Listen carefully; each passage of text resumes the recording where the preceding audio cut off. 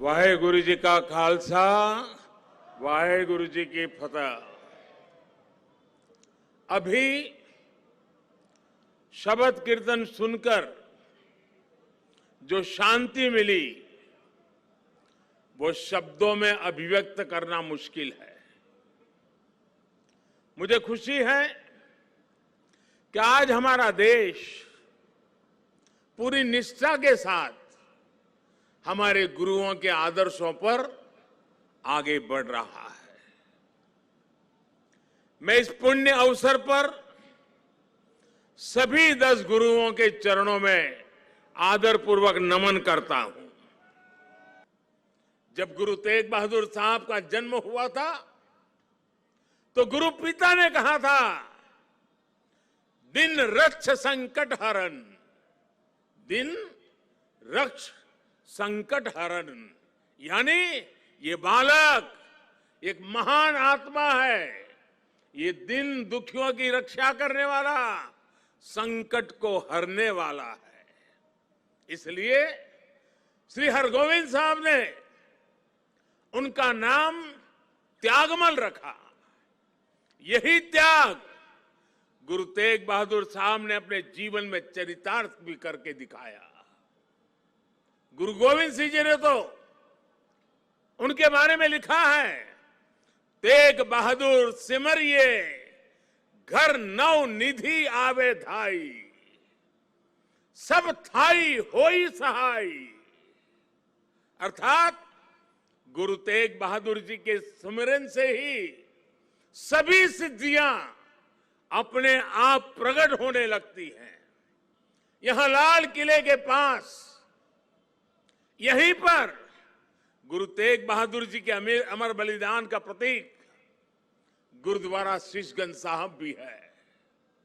ये पवित्र गुरुद्वारा हमें याद दिलाता है कि हमारी महान संस्कृति की रक्षा के लिए गुरु तेग बहादुर जी का बलिदान कितना बड़ा था।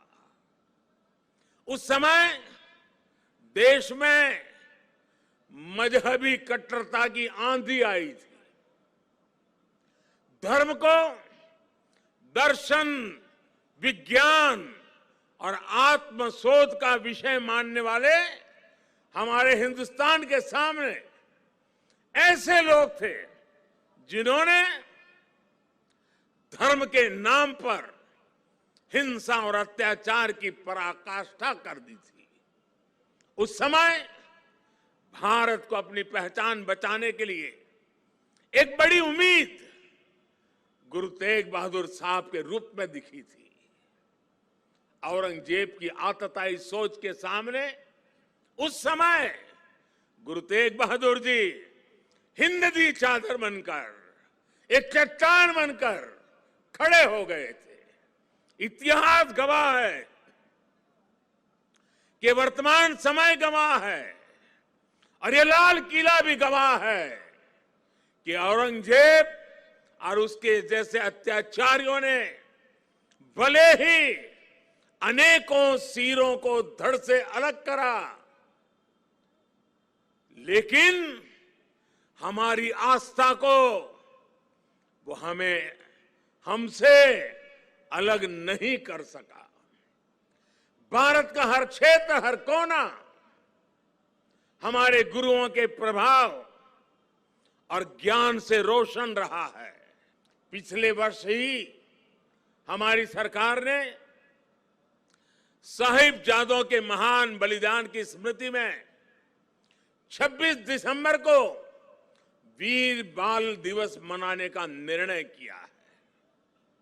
सिख परंपरा के तीर्थों को जोड़ने के लिए भी हमारी सरकार निरंतर प्रयास कर रही है।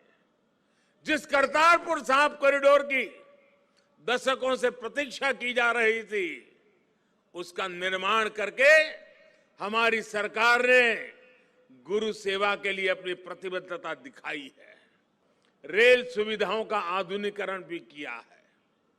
हम स्वदेश दर्शन योजना के जरिए पंजाब में आनंदपुर साहिब और अमृतसर में अमृतसर साहिब समेत सभी प्रमुख स्थानों को जोड़कर एक तीर्थ सर्किट भी बना रहे हैं। उत्तराखंड में हेमकुंड साहब के लिए रोपवे बनाने का काम अभी आगे बढ़ रहा है। जब अफगानिस्तान में संकट पैदा होता है, हमारे पवित्र गुरु ग्रंथ साहब के स्वरूपों को लाने का प्रश्न खड़ा होता है, तो भारत सरकार पूरी ताकत लगा देती है। हम न केवल गुरु ग्रंथ साहब के स्वरूप को पूरे सम्मान के साथ शीर्ष पर रखकर लाते हैं, बल्कि संकट में फंसे अपने सिख भाइयों को भी बचाते हैं। पड़ोसी देशों से आए सिख और अल्पसंख्यक परिवारों को देश की नागरिकता मिलने का रास्ता साफ किया है। साथियों, हमारे गुरु की वाणी है, भय काहू को देत नहीं, भय काहू को देत नहीं, नहीं भय मानत आन, कह नानक सुनी रे मना, ज्ञानी ताही बखानी। अर्थात ज्ञानी वही है जो न किसी को डराए और न किसी से डरे। भारत विश्व में योग का प्रसार करता है तो पूरे विश्व के स्वास्थ्य और शांति की कामना से करता है। कल ही मैं गुजरात से लौटा हूं। वहां विश्व स्वास्थ्य संगठन के पारंपरिक चिकित्सा के ग्लोबल सेंटर का उद्घाटन हुआ है। अब भारत विश्व के कोने कोने तक पारंपरिक चिकित्सा का लाभ पहुंचाएगा, लोगों के स्वास्थ्य को सुधारने में अहम भूमिका निभाएगा। साथियों, आज का भारत वैश्विक द्वंद्वों के बीच भी पूरी स्थिरता के साथ शांति के लिए प्रयास करता है, काम करता है। और भारत अपनी देश की रक्षा सुरक्षा के लिए भी आज उतनी ही दृढ़ता से अटल है। हमारे सामने गुरुओं की दी गई हुई महान सिख परंपरा है। हमें अपनी पहचान पर गर्व करना है, हमें लोकल पर गर्व करना है, आत्मनिर्भर भारत का निर्माण करना है।